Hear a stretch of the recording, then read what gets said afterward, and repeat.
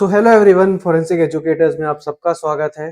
जो भी बच्चे एनएफएटी की प्रिपरेशन कर रहे हैं फॉर द सेशन 2026, सिर्फ उनके लिए ये डेडिकेटेड वीडियो है, यानी कि ये रोड मैप वीडियो है फॉर द एनएफएटी 2026 के ऊपर, जहाँ पे हम बात करेंगे प्रिपरेशन से लेके कॉलेज तक, यानी कि आपको प्रिपरेशन कैसे करनी है, कब रिविजन करना है, एग्जामिनेशन का पैटर्न कैसा है, कहाँ होगा एग्जाम, कैसे होगा और कॉलेज आपको कैसे मिलेगा। तो इस वीडियो को आप एंड तक जरूर देखिएगा, जो भी बच्चे प्रिपरेशन कर रहे हैं फॉर दी एनएफईटी 2026। सबसे पहले हम बात करते हैं प्रिपरेशन फेज की। प्रिपरेशन फेज में सबसे पहले जो हम बात करेंगे वो एलिजिबिलिटी के ऊपर होगी, दूसरी सिलेबस के ऊपर होगी, तीसरा जो होगा वो सब्जेक्ट वाइज स्ट्रेटेजी के ऊपर होगा।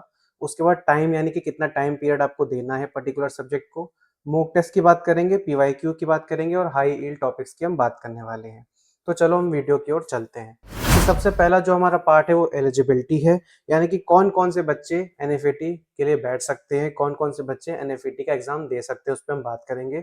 सबसे पहले आपको 10+2 करना होगा फिजिक्स, केमिस्ट्री, बायो या मैथ से। अगर आप पीसीएम लेके करना चाहते हो फॉरेंसिक साइंस तो भी आप कर सकते हो, पीसीबी लेके फॉरेंसिक साइंस करना चाहते हो तो भी कर सकते हो, और पीसीएमबी भी है तो भी चल जाएगा। ठीक है, यानी कि 12th आपका जो होगा वो फिजिक्स, केमिस्ट्री, बायो या मैथ से होना चाहिए। दूसरा बात, अगर आप SC ST से बिलोंग करते हो तो आपके जो 12th के परसेंटेज होने चाहिए वो 55+ होने चाहिए, तभी आप एनएफईटी के लिए बैठ पाओगे। अगर आप जनरल, ओबीसी, ईडब्ल्यूएस से बिलोंग करते हो तो आपकी 60+ परसेंटेज या फिर परसेंटाइल होना चाहिए फॉर दी 12th। उसके बाद हम बात करते हैं सिलेबस। सबसे पहले देखो, एनएफईटी में बहुत सारे पेपर्स होते हैं। एमएससी का होता है, बीएससी का होता है, बीएससी एमएससी फॉरेंसिक साइंस का होता है, बीबी एमबीए का होता है, और भी बहुत सारी फील्ड्स होती हैं। तो सबसे पहले हम बात करेंगे बीएससी एमएससी फॉरेंसिक साइंस के लिए। जो बीएससी एमएससी फॉरेंसिक साइंस के लिए एग्जाम दे रहे हैं फॉर दी एनएफईटी 2026, उनका सिलेबस क्या रहने वाला है। अगर आप क्लास 11 12 फिजिक्स केमिस्ट्री पढ़े हो, फिजिक्स केमिस्ट्री बायो, तो वही सिलेबस होगा जस्ट लाइक नीट। यहाँ पे आपको क्लास 11 की, 12th की फिजिक्स, केमिस्ट्री और बायो आएगी, यानी कि टोटल 100 एमसीक्यूज आपको मिलेंगे।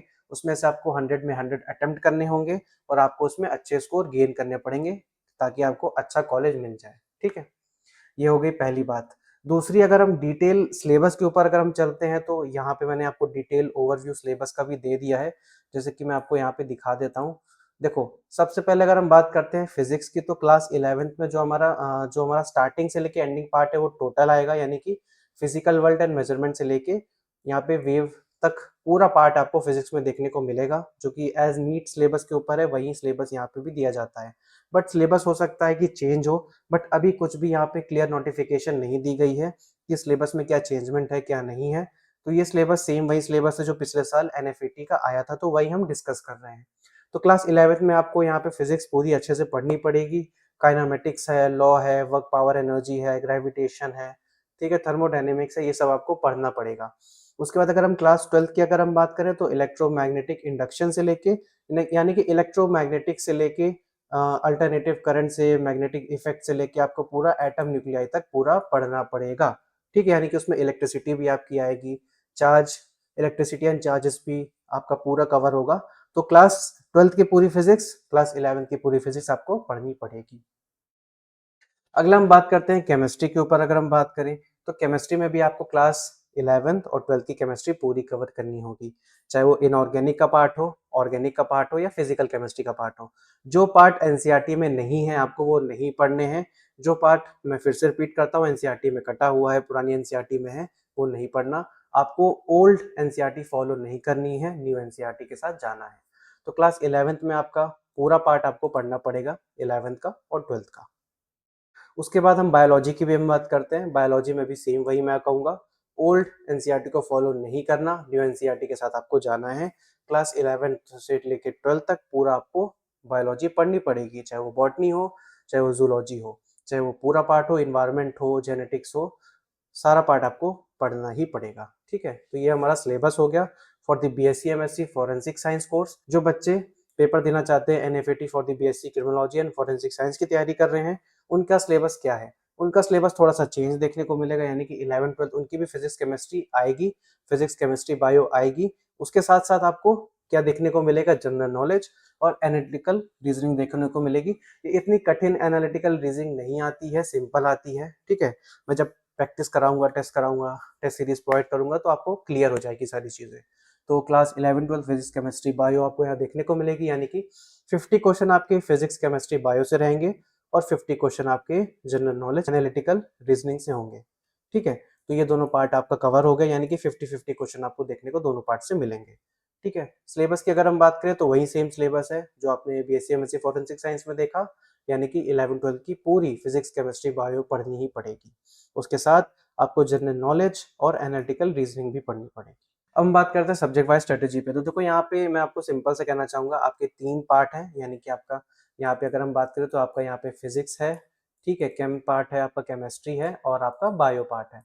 तो आपको कितना टाइम किस में देना चाहिए वो मैं आपको अगर बता दूं, अगर आप 12th अपेयरिंग हो, यानी कि आप 12th क्लास में अभी हो और एनएफईटी देना चाहते हो डायरेक्ट 12th होने के बाद, तो प्लीज आप एनएफईटी के लिए सिर्फ 2 से 4 घंटे आपको आराम से निकालने पड़ेंगे, थोड़े से मतलब ऊपर नीचे करके आप देख लेना, बट 2 से 4 घंटे अगर आपको प्रिपरेशन के साथ निकालना है, 12th के साथ निकालना है, तो आप इसके साथ जा सकते हो। ठीक है, और सब्जेक्ट वाइज अगर हम टाइम की अगर हम बात करें तो ज़्यादातर टाइम आपको फिजिक्स को देना पड़ेगा, क्योंकि यहाँ पे न्यूमेरिकल कभी कभी डायरेक्ट भी आ सकते हैं, कभी थोड़े से घुमा के पूछ सकता है, और थ्योरी भी आती है, तो उसके हिसाब से आपको थ्योरी भी पढ़नी है और न्यूमेरिकल भी पढ़ना है। बट ये आप मान के चलो कि नीट के लेवल के क्वेश्चंस हाई लेवल के नहीं आते हैं, तो थोड़ा मीडियम पेपर आता है फिजिक्स का। ठीक है, अगर हम केमिस्ट्री की अगर हम बात करें तो केमिस्ट्री में ऑर्गेनिक वाला पार्ट ज़्यादा आता है, फिजिकल वाला पार्ट भी आता है और इनऑर्गेनिक भी आता है। बट आप ये मान के चलो, अगर आप केमिस्ट्री को मिनिमम आप मान के चलो 1 यानी कि 1.5 घंटा भी अगर आप दे दोगे तो सफिशिएंट है केमिस्ट्री के लिए। अब हम बात करते हैं, अगर हम बायो की हम बात करें, ठीक है, अगर हम बात करते हैं बायो की, तो देखो बायो की अगर हम बात करते हैं तो बायो में आप मुश्किल से यार 2 घंटा आराम से दे दोगे तो काम हो जाएगा आपका। 2 घंटा या 1 घंटा भी दे दोगे आप बुक रीडिंग करते हुए, पीवाईक्यू लगाते हुए, सॉल्व करते हुए, तो भी आपका काम हो जाएगा। तो ये मान के चलो आप 2 से 4 घंटे में पूरा कवर कर लोगे एनएफईटी का सिलेबस, अगर आप अभी से प्रिपरेशन स्टार्ट करते हो। अभी से आप ये मान के चलो कि आपके पास 6 महीने आपके हाथ में है। अगर आप अपेयरिंग कर रहे हो, ठीक है, 12th को, तो आप यहाँ से लेके चलो 2 से 3 घंटा या 4 घंटा आप एनएफईटी के लिए दो निकाल के आपका 12th होते होते एनएफईटी क्लियर हो जाएगा। ठीक है, अगर हम उन बच्चों की हम बात करते हैं जो अभी प्रिपरेशन फेज में है, यानी कि जो ड्रॉप आउट हैं, जो नीट की प्रिपरेशन कर रहे हैं या साइड बाय साइड देखना चाहते हैं, तो उनके लिए भी मैं यही करूंगा कि आप नीट को 100% पढ़ोगे तो आपका ये वाला पेपर 100% कवर हो जाएगा। आप इस चीज को ध्यान में रखो। ठीक है, देखो टाइम मैनेजमेंट आपको कैसे करना है मैं बता देता हूँ। जो अगर हम बात करते हैं तो जो बंदे अभी यहाँ पे ड्रॉपर्स हैं, यानी जो एस्पिरेंट्स यहाँ पे ड्रॉपर्स हैं, उनकी हम बात करेंगे तो उन्हें टाइम मैनेजमेंट कैसे करना है। देखो सबसे पहली बात यह है कि आप ड्रॉपर हो, आपके पास पूरा टाइम है, यानी कि 24 घंटे में आप मान लो अगर मुश्किल से कवर करके चलोगे, 16 घंटे भी अगर आप पढ़ते हो या 14 घंटे पढ़ते हो तो एनएफईटी आपका 100% निकल जाएगा। ठीक है, इतने हाई लेवल के क्वेश्चंस नहीं आते कि आपका एनएफईटी क्लियर ना हो। देखो ये बात हो गई पहली। दूसरी बात मैं ये कहना चाहता हूँ कि आप लोग बिल्कुल परेशान मत हो, आराम से एनएफईटी का पेपर होगा। कोई वो नहीं है कि यहाँ पे स्ट्रेस ले रहे हो, ये सब आपको कोई चिंता करने की जरूरत नहीं है। ठीक है, अगर हम बात करते हैं ड्रॉपर्स की, सबसे पहले देखो ड्रॉपर्स अगर हो तो मुश्किल से आप ये मान के चलो कि आप 16 घंटे तो पढ़ते ही होगे। मुश्किल से क्या मान लो आप 16 घंटे के आसपास अगर आप पढ़ते हो, तो उसको आपको डिवीजन कैसे करना है मैं आपको बता देता हूँ। एकदम आसान वे में बताऊंगा ताकि आपको चीज़ें थोड़ी क्लियर हो जाएंगी। आपको कैसे करना है वो मैं आपको थोड़ा सा बता देता हूँ, ताकि आपको क्लैरिटी हो जाए थोड़ी सी। ठीक है, देखो यहाँ पे अगर हम बात करेंगे फिजिक्स की, यहाँ पे हम केमिस्ट्री की बात करेंगे और यहाँ पे हम बायो की बात करेंगे। ठीक है, तो देखो कैसे डिवाइड करना है। अगर आप बेसिकली आप सिर्फ एनएफईटी के लिए पढ़ रहे हो तो आपको कैसे जाना है। अगर आप एनएफईटी के लिए पढ़ रहे हो तो आप सफिशिएंट घंटे अगर आप देते हो 8 घंटे फॉर दी एनएफईटी, तो ये अप्रॉक्स आपके लिए हो जाएगा पूरा। एनएफईटी आप आराम से दे दो, यहाँ पे 3 घंटे आप दे दो फिजिक्स को, मान के चलो 3 घंटे आप फिजिक्स को दे रहे हो। ठीक है, 3 घंटे आप दे रहे हो केमिस्ट्री को और 2 घंटे आप दे रहे हो बायो को। ठीक है, तो आराम से आपका पूरा एनएफईटी का सिलेबस क्लियर हो जाएगा, कवर हो जाएगा। लेकिन आपको ध्यान कहाँ देना है, ध्यान की अगर हम बात करते हैं तो आपको ध्यान देना होगा मेनली जो है वो फिजिक्स और केमिस्ट्री पे आपको ध्यान देना होगा, क्योंकि इस पे क्वेश्चंस थोड़े घुमा के भी पूछ सकते हैं, फॉर्मूला बेस भी है। तो प्लीज आप लोग फॉर्मूला शीट कवर करते हुए चलना। आप ये मान के चलो कि मैंने अभी तक 98% आप मान के चलो कि मैंने बच्चों का सिलेक्शन कराया जो पिछले साल थे। ठीक है, एक 1-to-1 कम्युनिकेशन रखेंगे उन सब के साथ, आप लोग भी ज्वाइन हो सकते हो। मैं आपको डिटेल बता दूंगा कि आपको कैसे ज्वाइन करना है। ठीक है, आप व्हाट्सएप ग्रुप हमारा ज्वाइन कर सकते हो। कैसे करना है उसका लिंक आपको डिस्क्रिप्शन में मिल जाएगा, क्लिक करो एनएफईटी 2026 के लिए, वहाँ पे आपको लेटेस्ट अपडेट मिलेगी पूरी। ठीक है, तो ज्वाइन कर लेना। तो आप अगर एनएफईटी की प्रिपरेशन कर रहे हो ड्रॉप ईयर में, तो आप 16 घंटे पढ़ सकते हो, पढ़ना चाहते हो तो, बट अब सफिशिएंट आपको मैं बताऊँ तो 8 घंटे में पूरा सिलेबस हो जाएगा। यहाँ से अगर आप 6 महीने मार्क करते हो तो। अगर आपका आपके नीट के लिए पढ़ रहे हो तो आप 16 घंटे पढ़ रहे हो नीट के लिए, आपका उसी में सारा कवर हो जाएगा। आपको एनईएफटी के लिए बाहर से कुछ नहीं करना, ठीक है? उसके बाद अब हम बात करते हैं मॉक टेस्ट और पीवाईक्यू के लिए आपको क्या करना है। देखो, मॉक टेस्ट और पीवाईक्यू मैं आपको प्रोवाइड करूँगा, फ्री ऑफ कॉस्ट प्रोवाइड करूँगा। यूट्यूब पे हम स्ट्रीम करेंगे, मेरे ओल्ड स्ट्रीम्स भी आप देख सकते हो, मैंने पूरा मॉक टेस्ट और पीवाईक्यू यही फ्री में दिया है, सारा कंटेंट फ्री में दिया है। लेकिन अगर आप चाहते हो कि एक आप बैच परचेज करो जिसमें लेक्चर्स आए, मॉक टेस्ट आए, प्रीमियम कंटेंट आपको मिले, 1 टू 1 मेंटोरशिप मिले, या फिर अपने सीनियर से आप बात करना चाहते हो किसी भी कैंपस के, तो आपको वो भी हम देखने को मिलेगा। यानी कि हम दिसंबर में हम लॉन्च करने वाले हैं अपना ऐप और वेबसाइट, जिसमें आप क्या कर सकते हो, बैच परचेज कर सकते हो, 1 टू 1 कम्युनिकेशन कर सकते हो, सब कुछ एक ही बैच के अंदर। तो हम वो सून दिसंबर में लॉन्च करेंगे, उसका प्राइस भी हम दिसंबर में ही लॉन्च करेंगे, और आपको डिटेल ओवरव्यू मिल जाएगा कि कैसे करना है, ठीक है? तो उसके पहले क्या होगा कि हम आपको सारी चीज़ें डिटेल में बता देंगे, डेडिकेटेड उसके लिए वीडियो आ जाएगा कि आपको कैसे ज्वाइनिंग करनी है, ठीक है? और मॉक टेस्ट और पीवाईक्यू के लिए आपको फ्री ऑफ कंटेंट यहाँ पे आपको मिलने वाला है।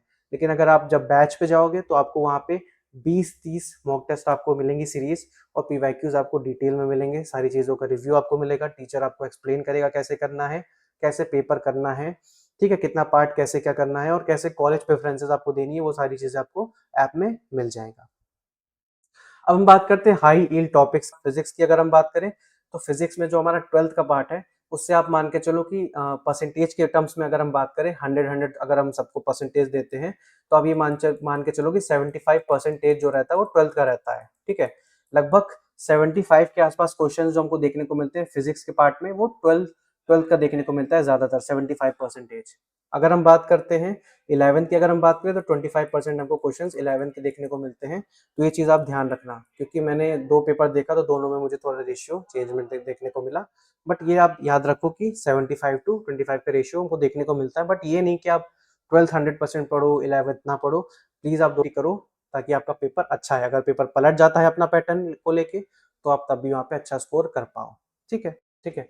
अब ये हमने फिजिक्स की बात कर ली, अब हम बात करते हैं केमिस्ट्री की। अगर हम बात करते हैं केमिस्ट्री में कैसे करना है, देखो, केमिस्ट्री की अगर हम बात करेंगे तो हम इसको ऑर्गेनिक में डिवाइड करते हैं, इनऑर्गेनिक में डिवाइड करते हैं, और फिजिकल केमिस्ट्री में डिवाइड करते हैं। तो ऑर्गेनिक के आप मान के चलो कि यहाँ पे 50% आपको ऑर्गेनिक देखने को मिलेगी पेपर में, 25 और 25 का रेशियो आपका रहता है फिजिकल और इनऑर्गेनिक का। तो प्लीज आप इस हिसाब से प्रिपरेशन करना, क्योंकि केमिस्ट्री का पेपर आप बहुत ईजी आता है, आप आराम से इसको निकाल सकते हो, कोई टेंशन लेने की जरूरत नहीं है, ठीक है? बहुत आसान सा पेपर आएगा, ऑर्गेनिक 50%, इनऑर्गेनिक और फिजिकल केमिस्ट्री 25-25 का रेशियो देखने को मिलेगा। अगर हम बात करते हैं, अब हम बायो की अगर हम बात कर लें, यहीं पे हम बायो की हम बात कर लें, तो बायो में यार परसेंटेज का कोई रेशियो फिक्स नहीं है। आप 11-12 का देख सकते हो, ज्यादातर मैटर 11th और 12th का भी आता है, बॉटनी का ज्यादा आता है, कभी ज़ूलॉजी का ज़्यादा आता है। तो यहाँ पे कोई कवरेज हम नहीं बता सकते कि बॉटनी और ज़ूलॉजी का क्या रहता है। बट आप ये मान के चलो कि ज़्यादातर हम देखें तो बॉटनी का थोड़ा-सा कवरेज ज़्यादा रहता है, 3-4 क्वेश्चन का ही फ़र्क रहता है बॉटनी और ज़ूलॉजी में। देखो, और सबसे इम्पोर्टेंट बात कि क्वेश्चन कैसे आते हैं, तो एक चीज़ अगर मैं आपको यहाँ पे बता दूँ कि क्वेश्चन कैसे हो रहे हैं, कैसे आते हैं पेपर में, तो ये मान के चलो कि देखो, 100 नंबर का टोटल क्वेश्चंस आपको देखने को मिलेंगे, जिसमें से आपको 25 प्लस 25 प्लस 50 का रेशियो देखने को मिलेगा।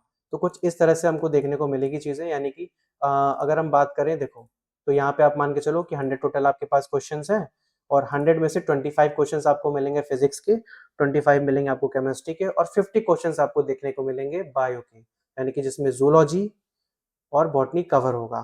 तो ऐसे मिला के 100 क्वेश्चंस टोटल आएंगे। अब हम बात करते हैं रिवीजन फेज के बारे में, यानी रिवीजन आपको कैसे करना है। आपको डेडिकेटेड सारी चीज़ों का तैयारी करना है, और अभी आपके पास 6 महीने बचे हुए हैं। तो प्लीज़ अच्छे से सारी चीज़ों का तैयारी करो। अगर आप ड्रॉपर हो तो आपको अलग तरीके से पढ़ना है, अगर आप 12th के साथ कर रहे हो तो आपको अलग तरह से रिवीजन करना है, ठीक है? तो ये चीज़ें आप लोग ध्यान रखना। करते हैं एग्जामिनेशन फीस की। यहाँ पे अगर आप हम बात करें for the course BSc MSc forensic science, 100 MCQs आपको देखने को मिलेंगे फिजिक्स केमिस्ट्री बायो से। अगर हम बात करते हैं BSc criminology and forensic science में, तो वहाँ पे आपको 50+50 एमसीक्यू देखने को मिलेंगे, यानी 50 from the physics chemistry and bio, and 50 from the general knowledge and analytical reasoning से आपको देखने को मिल जाएगा।